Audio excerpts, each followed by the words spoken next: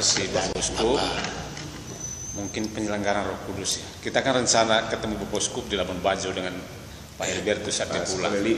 Tapi waktu kami ke sini ketemu Uskup Paskalis, dia bilang nanti Monsinyur mau ke sini. Wah, kita sudah senang sekali. Dan begitu Pak Heri telepon, Bapak Uskup angkat, tambah senang lagi. Sehingga tadi malam kita bulatkan untuk datang ketemu Bapak. Intinya, jadi buku ini nanti Bapak Uskup sebenarnya harus bukan sekedar buku kenangan, tapi melampaui batas kenangan itu. Karena ini menjadi buku ajang dialog dengan teman-teman Muslim. Isi buku ini kurang lebih menjelaskan gereja Katolik seperti apa. Bahwa misi kekatolikan itu tidak seperti yang kebayangkan. Katolik itu merangkul semua dalam kasih Kristus. Tapi yang menjadi bagian Bapak Uskup yang menarik buat kami soal nama itu, kami pernah dengar ceritanya yang dicatat oleh Pak Kadi, bahwa ketika terjadi pesta kebun, di mana Bapak Uskup mengumpulkan orang-orang yang murah hati dan menghasilkan donasi sebesar 50 juta lebih. Dalam saat itu mengatakan, tiba-tiba spontan Bapak Uskup mengatakan, kalau begitu ini nama hati kudus Yesus. Dari situ kita merenungkan, jangan-jangan Bapak Uskup semacam dapat inspirasi, dan akhirnya nama ini memang harus menjadi hati kudus Yesus, dan umat Allah di sini harus mengikuti kerahiman ilahi itu. Itu bagaimana ceritanya sampai itu, Bapak Uskup? Jadi saya berikan dulu bukan catatan tapi sedikit catat arahan yang bersifat sedikit global, lebih luas.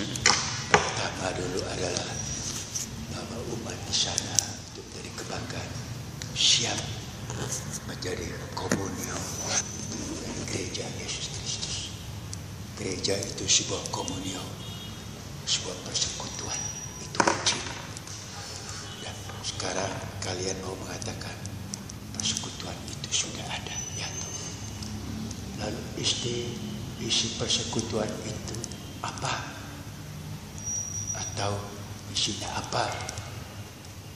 Kesatuan dan kebersamaan. Itu selalu yang menjadi obsesi saya ya dalam umat. Sebelum nanti saya buka borok-boroknya, ya toh. Lalu ya, jadi kalau dua hal ini sudah ada, maka layak kita mempromosikan diri kepada gereja. Kami ingin menjadi suatu komunio persekutuan gereja umat Allah di Jonggol, yang mandiri, yang satu, dan yang misioner. Itu harus menjadi kata kunci, ya toh. Lalu apa nama persekutuan ini? Itu soal kedua.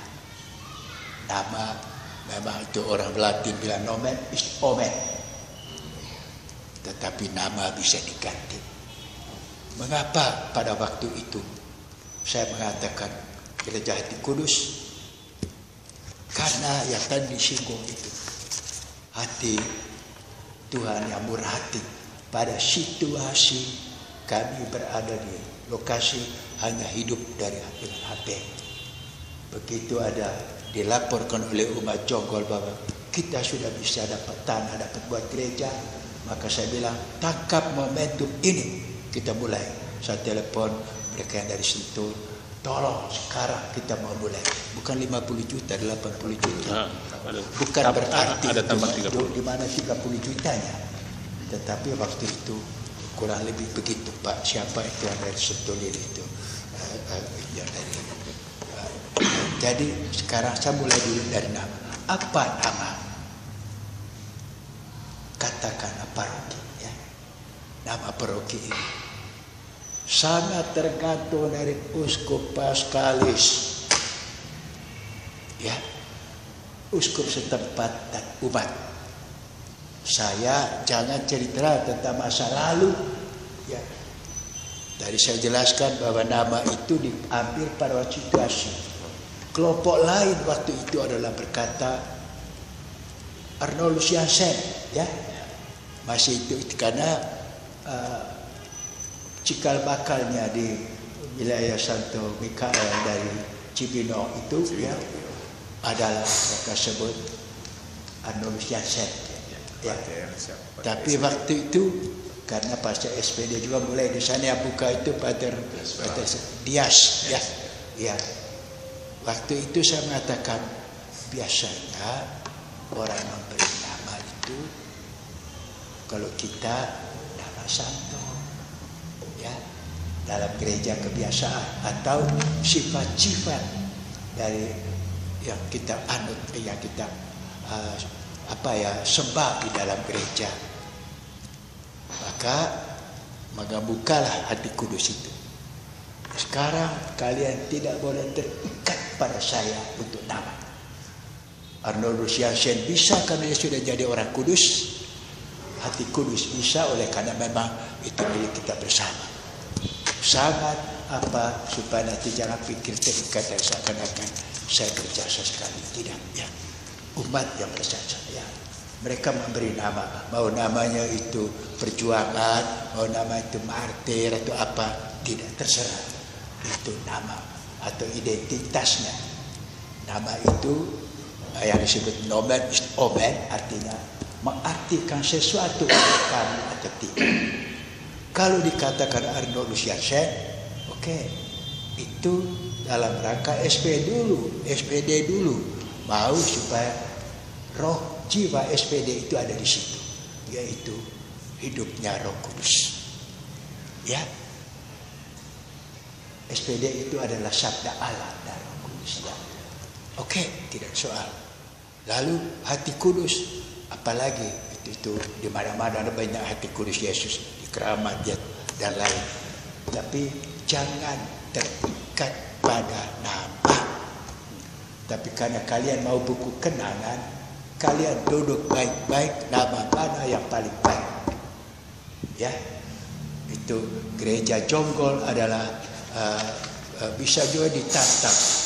Dulu untuk nama pernah ada masalah di gereja induknya, kota wisata. Ya, waktu itu mereka juga mau menamakan itu kan. Tidak, saya mau kasih nama dia Bunda Segala Bangsa. Ya, karena apa? Pertama itu berisi perjuangan Fransiskan, dan kedua adalah ingin merangkul semua orang melalui Maria. Ya, Bunda Segala Bangsanya merangkul semua orang, tapi lebih dari itu. Dan itu Fransiskan yang mulai misi di sini. Bunda Segala Bangsa itu adalah bentuk devosi dari dogma yang sedang diperjuangkan, yaitu disebut Maria Co-Redemptrix. Maria ikut serta menebus kita. Dalam gereja dan teologi banyak yang terima, banyak yang ini, tapi Fransiskan sejak zaman Don Scott itu sudah lama berjuang untuk ini. Dan pasti yakin termasuk Yohanes Paulus kedua. Dan devosinya adalah Maria Bunda Segala Bangsa.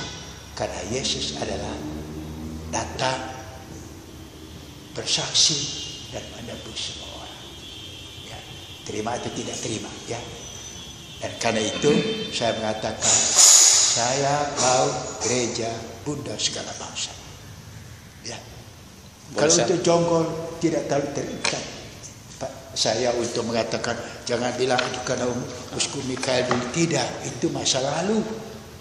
Gereja sekarang di bawah uskup baru yang kalian boleh Arnoldus, siapa lagi yang lain itu, tetapi yang dekat di hati umat itu intinya, yang devosinya sudah menjadi biasa.